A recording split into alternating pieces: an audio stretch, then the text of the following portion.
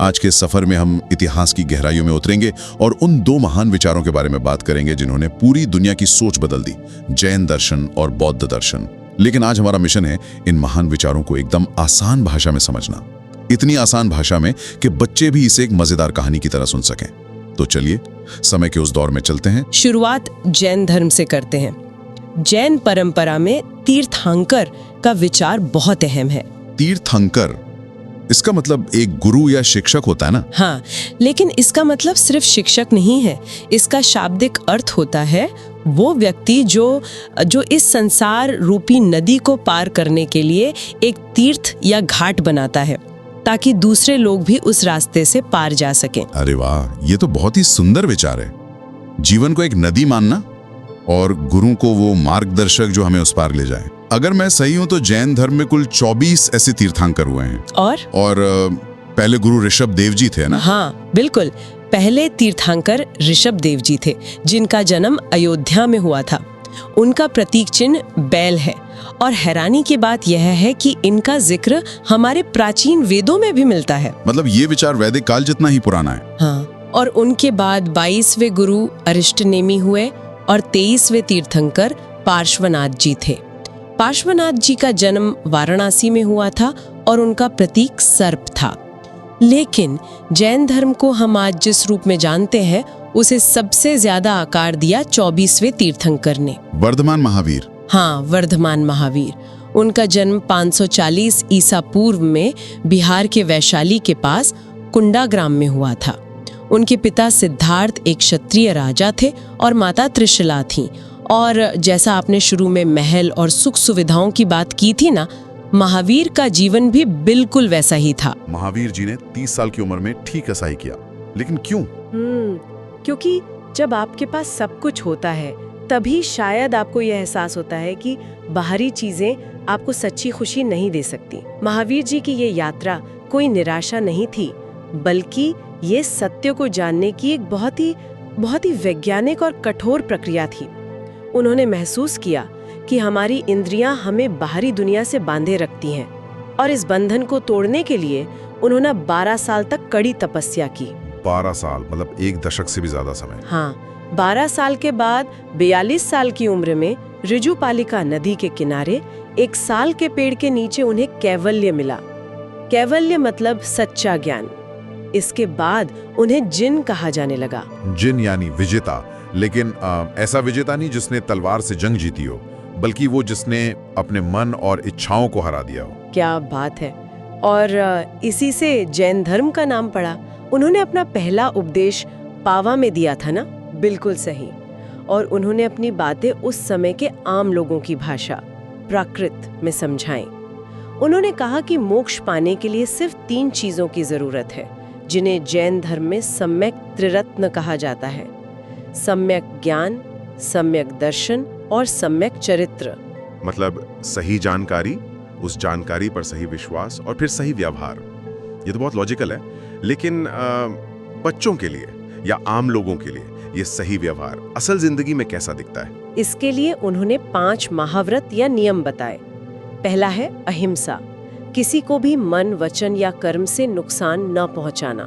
यहाँ तक कि एक छोटी सी चींटी को भी नहीं, है ना? हाँ बिल्कुल। दूसरा है सत्य, यानी हमेशा सच बोलना। तीसरा अस्तेय, मतलब चोरी न करना। चौथा ब्रह्मचार्य, यानी सादा जीवन जीना। और 5वां है अपरिग्रह। अपरिग्रह मतलब जरूरत से ज्यादा चीजें या संपत्ति जमा ना करना। बच्चों के नजरिए से देखें तो जरूरत से ज्यादा खिलौने जमा ना करना। लेकिन क्या आज के समय में बिना ज्यादा चीजें जमा किए या बिना गुस्सा किए रहना मुमकिन है?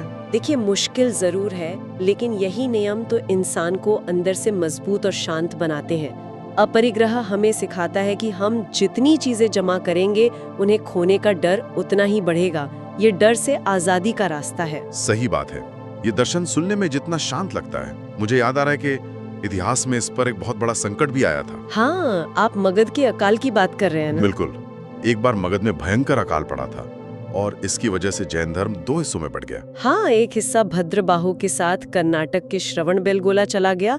उन्होंने सख्त नियम नहीं छोड़े, कपड़े भी नहीं पहने, इसलिए वे दिगंबर कहलाए। और जो दूसरा हिस्सा स्थूलभद्र के साथ मगध में ही रुका रहा।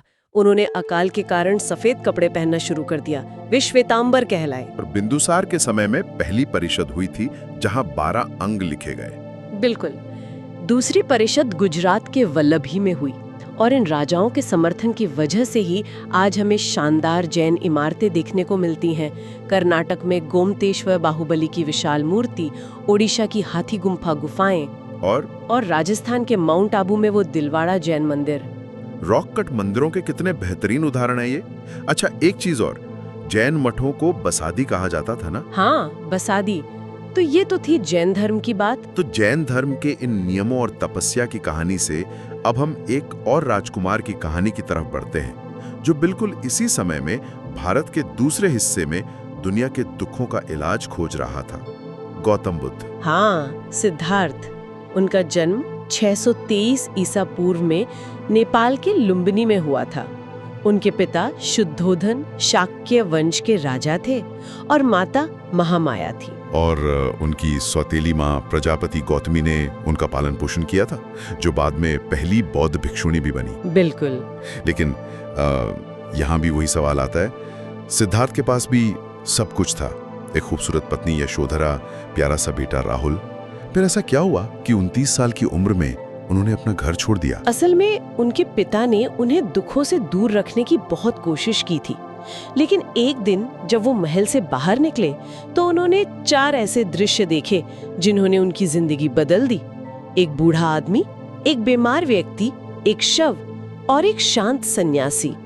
मतलब उन्हें एहसास हुआ कि जवानी और सुख हमेशा नहीं रहते, सब कुछ खत्म हो जाएगा। हाँ, इसी सच की तलाश में उन्होंने 29 साल की उम्र में घर छोड़ दिया। इसे महाभिनिष्क्रमण कहा जाता है, जिसका प्रतीक घोड़ा है।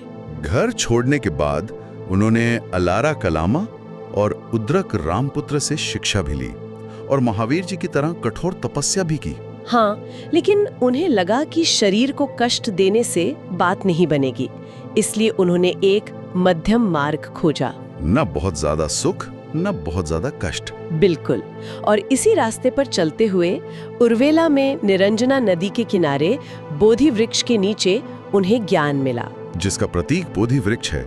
और उन्होंने अपना पहला उपदेश सारनाथ में दिया, जिसे धर्म चक्र प्रवर्तन कहा गया, और इसका प्रतीक पहिया है। लेकिन उनका फलसफा क्या था? उन्होंने इसे एक डॉक्टर के नुस्खे की तरह समझाया। उन्होंने 4 आर्य सत्य बताए। पहला, दुनिया में दुख है। दूसरा, दुख का कारण हमारी इच्छाएं हैं। अच्छा, इसे अगर हम बच्चों को समझाएं जी, तो जैसे अगर आप ढेर सारी चॉकलेट खाने की इच्छा करेंगे तो पक्का पेट दर्द का दुख होगा। हाँ, बिल्कुल सही। इच्छा पर काबू पाना ही सही मार्ग है, और यही उनका तीसरा सत्य था, दुख को खत्म किया जा सकता है। और चौथा सत्य था, इसे खत्म करने का रास्ता, यानी अष्टांगिक मार्ग या 8 फोल्ड पाथ। अष्टांगिक मार्ग, ये 8 रास्ते कौन से हैं? आसान भाषा में। बहुत आसान है। सम्यक दृष्टि यानी सही सोचना, सम्यक संकल्प मतलब सही इरादा, सम्यक वचन यानी मीठा बोलना, सम्यक कर्म मतलब अच्छे काम करना, और सम्यक आजीविका यानी ईमानदारी से कमाना, सम्यक व्यायाम, सम्यक स्मृति मतलब सही बातें याद रखना, और सम्यक समाधि यानी ध्यान लगाना। कितना स्पष्ट तरीका है, लेकिन ये सारी शिक्षाएं हम तक पहुंची कैसे? ये मुख्य रूप से पाली भाषा में त्रिपिटक में लिखी गईं। सुत्त पिटक जिसमें बुद्ध की शिक्षाएं हैं, विनय पिटक जिसमें मठ के नियम हैं, और अभिधम्म पिटक जिसमें व्याख्या है। और सुत्त पिटक में ही वो जातक कथाएं भी है ना, जो बच्चों की बहुत पसंदीदा हैं, जिसमें बुद्ध के पिछले जन्मों की कहानियां हैं। हाँ, बिल्कुल। इसके अलावा संस्कृत में अश्वघोष ने बुद्ध चरित लिखी, और एक मिलिंद पन्नो भी है जिसमें राजा मिलिंद और बौद्ध भिक्षु नागसेन की बातचीत है। लेकिन जैसे जैन धर्म में विभाजन हुआ, क्या बौद्ध धर्म में भी ऐसा कुछ हुआ था?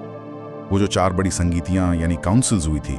हाँ, पहली राजगृह में अजातशत्रु के समय हुई 480 ईसा पूर्व में, दूसरी वैशाली में कालाशोक के समय, तीसरी पाटलिपुत्र में महान अशोक के समय 250 ईसा पूर्व में, और चौथी संगीति वो कश्मीर में हुई थी ना, कनिष्क के समय में। हाँ, 72 ईस्वी में। और वहीं बौद्ध धर्म 2 हिस्सों में बट गया, हीनयान और महायान। दोनों में क्या फर्क था?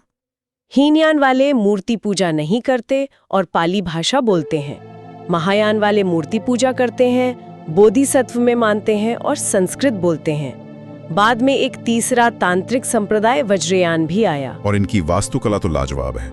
नालंदा, विक्रमशिला और ओदंतपुरी जैसे बड़े विश्वविद्यालय बने। चैत्य प्रार्थना की जगह थी और विहार रहने की जगह। और सबसे खास थे स्तूप, जो बुद्ध की मृत्यु के प्रतीक हैं। बिहार का केसरिया स्तूप सबसे बड़ा है। इसके अलावा सारनाथ का धमेक स्तूप, कुशीनगर का रामभर स्तूप, सांची का स्तूप और भारत के बाहर भी इंडोनेशिया का बोरोबुदुर स्तूप कितना मशहूर है। बिल्कुल। तो ये सफर वाकई कमाल का रहा। दोनों ही धर्मों, जैन और बौद्ध, ने इंसानों को बिना किसी हिंसा के ईमानदारी और शांति से जीने का तरीका सिखाया। 483 ईसा पूर्व में कुशीनगर में बुद्ध के महापरिनिर्वाण से लेकर 468 ईसा पूर्व में पावापुरी में महावीर जी के मोक्ष तक की ये कहानियां हमें आज भी बहुत कुछ सिखाती हैं। हाँ, ये हमें बताती हैं कि बाहरी शांति से ज्यादा जरूरी मन की शांति है। सही बात है। तो आज की इस चर्चा को हम एक आखिरी विचार के साथ खत्म करते हैं। आप सभी सुनने वाले इस पर जरूर सोचिएगा। आज हम एक डिजिटल और सोशल मीडिया वाले युग में जी रहे हैं, जहां हर दिन हमारे फोन की स्क्रीन पर नई नई चीजों की इच्छाएं पैदा होती हैं। हाँ, कभी नई ट्रिप, कभी नया फोन। बिल्कुल। तो अगर हमें अपने जीवन में बुद्ध का इच्छाओं पर काबू या महावीर का अपरिग्रह यानी कम चीजें जमा करने का कोई एक नया नियम बनाना हो, तो वो नियम क्या होगा? क्या हम इंटरनेट की इस शोर शराबे वाली दुनिया में भी वो मानसिक शांति खोज सकते हैं जो उन राजकुमारों ने सदियों पहले जंगलों में खोजी थी? इस पर विचार जरूर कीजिएगा। हमारे साथ जुड़ने के लिए बहुत बहुत धन्यवाद।